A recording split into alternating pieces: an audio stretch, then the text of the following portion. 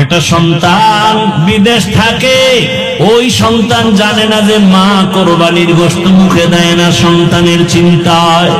অন্যদের মা গোশত পাকায় পাকায় খাওয়ায়, কিন্তু নিজে খায় না, সন্তানের মায়ায় পড়ে আছে।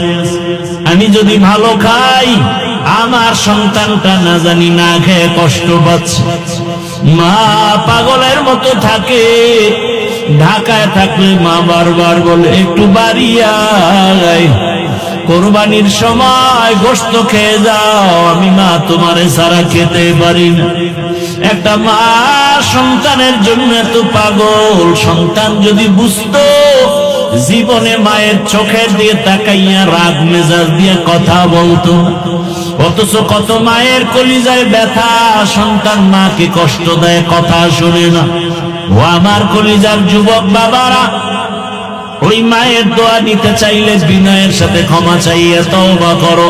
ইসমাইল যখন বড় হয়ে গেল, পরীক্ষা। ইব্রাহিম নবী স্বপ্নে দেখতেছেন, আল্লাহ দেখাচ্ছেন তোমার কলিজার আপন বস্তু তুমি কোরবানি করে জবাই করো।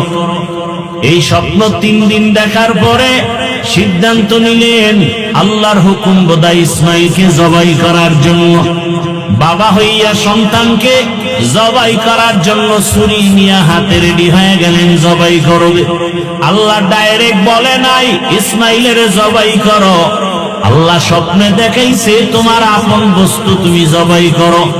ইব্রাহিম নবী প্রথম দিন উট জবাই করলেন, দ্বিতীয় দিন উট জবাই করলেন, বুঝতে পারেন নাই। শেষ পর্যন্ত ইসমাইলের জবাই করার জন্য রওয়ানা। ইব্রাহিম নবী বাইতুল্লাহর কিনারায় গিয়া হাজির হয়ে গেলেন। এখন তাকায় দেখে, আরে যখন বাড়ি ছিল না, এখন বাড়ি ঘর, মানুষের অভাব নাই, কত বসতি, কত ফসল চলতেছে, বাড়ি ঘরের অভাব নাই। খুঁজতে খুঁজতে গিয়া নিজের ইসমাইলের ঘর খুঁজা হাজেরার ঘরে ডাকলেন, ইসমাইল কই? কত বছরের বিরহের বেদনা মায়া।